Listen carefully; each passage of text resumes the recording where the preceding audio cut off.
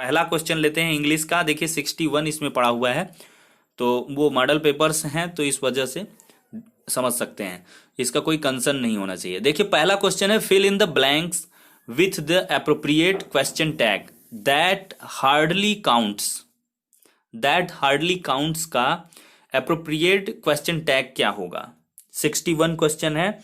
देखिए अगर देखा जाए तो वाक्य सिंपल प्रेजेंट टेंस में है। दैट हार्डली काउंट्स ये सिंपल प्रेजेंट टेंस में है और सिंगुलर वर्ब का प्रयोग हुआ है, अतः क्वेश्चन टैग में डज का प्रयोग होगा। वाक्य में निगेटिव वर्ड का प्रयोग किया गया है, अतः क्वेश्चन टैग पॉजिटिव होगा।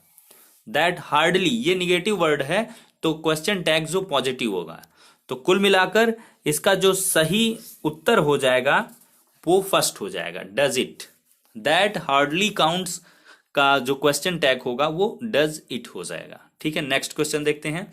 Choose the antonym of the given word.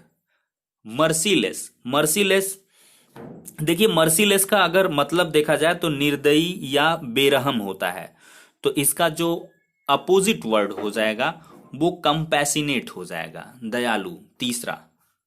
ठीक है मित्रों, नेक्स्ट क्वेश्चन लेते हैं। Point out the part which has an error. किस पार्ट में एरर है? The manager wanted to know who had arrived early that day, the cashier or the accountant, no error.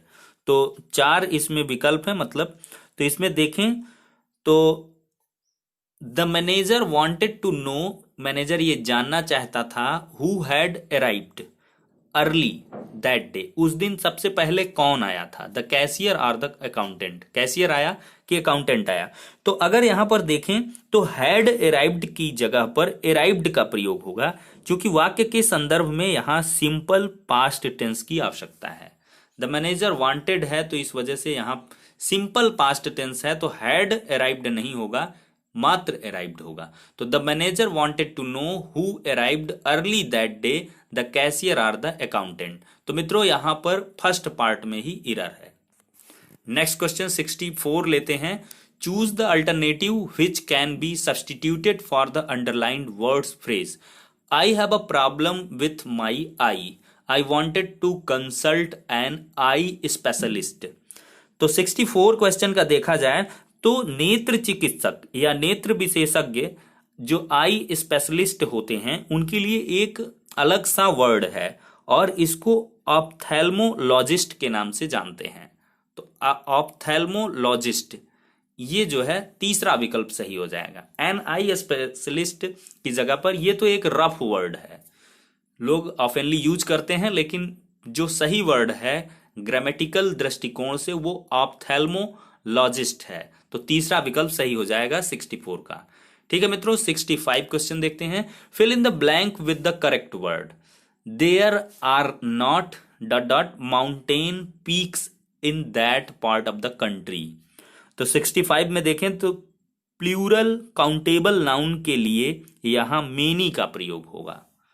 तो mountain peaks की बात हुई है तो यहां पर मेनी देखा जाए तो there are not many mountain peaks in that part of the country. 65 का सेकंड ऑप्शन। 66 क्वेश्चन देखते हैं। Choose the synonym of the given word.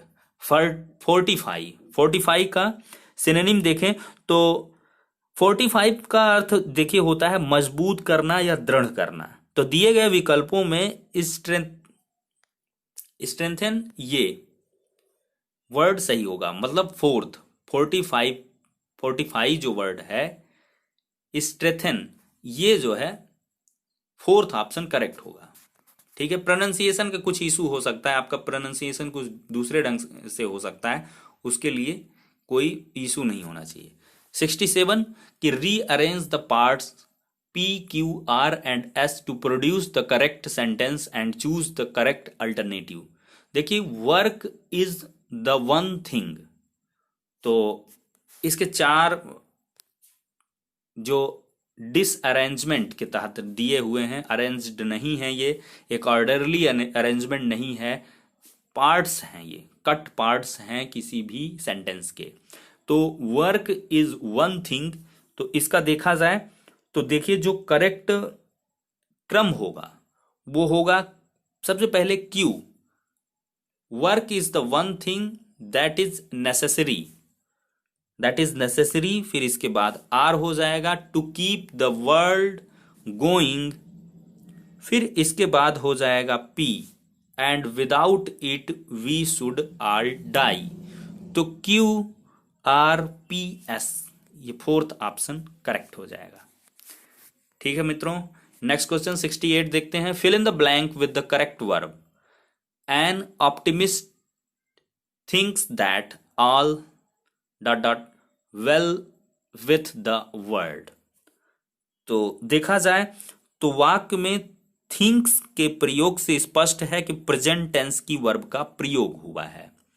तो 68 का जो सही विकल्प हो जाएगा वो आपका मित्रों हो जाएगा third, is an optimist thinks that all is well with the world. 69 देखते हैं। Choose the alternative which best expresses the meaning of the underlined idiom phrase. The judge turned down the plea of the accused. तो 69 का देखें तो turn down का अर्थ होता है मना करना या इनकार करना। तो 69 का जो करेक्ट ऑप्शन हो जाएगा वो सेकंड, रिजेक्टेड। द जज rejected the plea of the accused। फिर है point out the part which has an error. किस पार्ट में एक एरर है। Though its gloss can fool few unwary customers, it would not be difficult for the clever ones to जज its real worth, no error. तो 70 में देखें तो few के स्थान पर फूल फ्यू अनवेरी कस्टमर्स, तो यहां पर अ फ्यू वर्ड का यूज होगा। तो दूसरे पार्ट में एरर है। नेक्स्ट क्वेश्चन है 71। Choose the antonym of the given word. Antonym देखना है डिवल्ज। तो यहां पर देखें डाइवल्ज का मतलब है प्रकट करना या खोल देना। तो डाइवल्ज का 71 का देखें तो कंसील इसके लिए एप्रोप्रिएट रहेगा। कंसील मीन्स छुपाना, थर्ड। तो 71 का थर्ड। 72 देखते हैं। Choose the alternative which can be substituted for the underline words phrase. Although unwilling to do so he came to the conclusion that no other scheme is practicable. 72 का देखें तो रिलैक्टेंट का अर्थ अनिच्छुक होगा। तो यहां पर रिलैक्टेंट वर्ड सबसे अप्रोप्रिएट बैठेगा। देखिए, fill in the blank with the correct word. Only people who are afraid to sign their names send dot dot letters. तो एनोनिमस का अर्थ अगर यहां पर देखें तो गुमनाम या नाम रहित होता है। तो only people who are afraid to sign their names, जो अपने नाम को नहीं उजागर करना चाहते, दिखाना चाहते, डरते हैं अपने नाम को प्रकट करने में, सेंड एनोनिमस लेटर्स। वो क्या करते हैं, गुमनाम यानी कि नाम रहित बेनाम पत्र भेजते हैं। 74 देखते हैं। Choose the synonym of the given word. Atrocity, synonym देखें एट्रोसिटी का, तो एट्रोसिटी मीन्स क्रूरता या नृशंसता होता है। तो इसका अगर सिनोनिम देखें, समानार्थी शब्द देखें 74 का, तो सेकंड हो जाएगा वायलेंस, वायलेंस हिंसा। 75 देखते हैं। Choose the alternative which best the meaning of the underlined idiom oblique phrase. And the security scam, the ministers and the governor of the reserve bank were said to be above board। तो above board का मतलब होता है ईमानदार। तो इसका honest सबसे appropriate होगा 75 का फर्स्ट ऑप्शन, ऑनेस्ट। 76 देखते हैं। Find the correctly spelled word. Embarrassment, embarrassment का देखें तो बेहद ही इंपॉर्टेंट है। ये स्पेलिंग एरर अक्सर होती है। EMBARRASSMENT EMBARRESSMENT,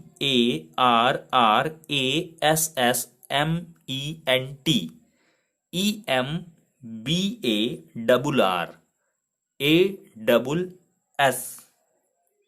तो EMBA यहां पर देखें फर्स्ट, EMBARRASSMENT, एम्बेरसमेंट, शर्मिंदगी, इसका मतलब होता है। तो 76 का फर्स्ट। फिर है fill in the blank with the given appropriate preposition. The examination will begin dot dot Monday. तो द एग्जामिनेशन विल बिगिन क्या होगा 77 का? तो दिन और दिनांक के पहले का अगर कॉन्सेप्ट देखें तो प्रीपोजिशन के रूप में ऑन का प्रयोग होता है। तो the examination will begin on Monday. 78 देखते हैं। Change the narration. Narration change करना है। राजेश सेड, राजेश ने कहा, I bought a car yesterday, मैंने एक कार खरीदी कल, कल मैंने एक कार खरीदी। तो इसका जो अगर देखें तो सही तरीके से होगा, इनडायरेक्ट स्पीच में बदलते समय देखा जाए तो रिपोर्टेड स्पीच के सेंटेंस को या टेंस को पास्ट परफेक्ट में बदलेंगे और एस्टरडे के स्थान पे द प्रीवियस डे का प्रयोग होगा। तो राजेश सेड 78 क्वेश्चन है और इसका देखा जाए तो फोर्थ ऑप्शन करेक्ट है। Rajesh said that he had bought a car the previous day. 79 देखते हैं। Change the voice. Voice change करना है। Why do you waste time, तुम समय क्यों बर्बाद करते हो। इसका अगर एक्टिव पैसिव है ये 79 का, तो why is the time wasted by you first. 79 का फर्स्ट। देखिए वाक्य प्रेजेंट इंडेफिनिट टेंस में है, अतः पैसिव वॉइस बनाते समय इज टाइम वेस्टेड का प्रयोग होगा, इज टाइम। देखिए दिया गया है which of the following is an example of simile. यहां पर फिगर ऑफ एक स्पीच की बात की जा रही है। तो सिमिली में देखा जाए तो दो भिन्न प्रकार की वस्तुओं की तुलना की जाती है और एज या लाइक जैसे शब्दों का प्रयोग किया जाता है।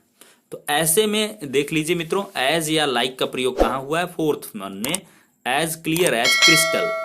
80 का फोर्थ ऑप्शन करेक्ट हो जाएगा। ठीक है, नेक्स्ट क्वेश्चन देखिए, read the passage given below and answer the questions that follow by selecting the most appropriate option. देखिए, owing to their rigid feeding habit giant pandas are among the most difficult animals to keep in captivity। पूरा आप अगर passage पढ़ें, अगर इस सबको करेंगे तो काफ़ी टाइम जाएगा, तो इस वजह से हम फटाफट आप लोग पैसेज पढ़ लीजिएगा, प्रैक्टिस कर लीजिएगा, हम सीधे क्वेश्चंस के आंसर्स को डिस्कस करते हैं। देखिए, for a long time the exact position of the giant panda in the animal kingdom was well understood, या क्या कुछ होगा। तो इसका सही ऑप्शन होगा रिमेन्ड मिस्ट्री। ठीक है मित्रों, देखिए fossils remain shows that there existed. 82 का देखें तो थर्ड ऑप्शन करेक्ट है, 2 स्पीसीज ऑफ जाइंट पांडा। अगर आप पूरी पैसेज पढ़ेंगे तो अवश्य ही पूरे सेशन को आप कंप्लीट कर पाएंगे 80 से 90 तक का। तो ठीक है, नेक्स्ट क्वेश्चन लेते हैं। Owing to the rigid feeding habits of the pandas, इसका सही ऑप्शन 83 क्वेश्चन का हो जाएगा second, they are among the toughest animal to keep in captivity. 84 है the diet of giant panda consist of the bamboo suits.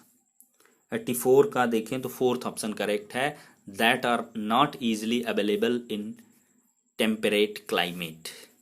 85 है what kind of forests do pandas live इन। तो 85 का देखा जाए तो फोर्थ, इनएसेसिबल। फिर है skilled reading is, skilled reading is constructive.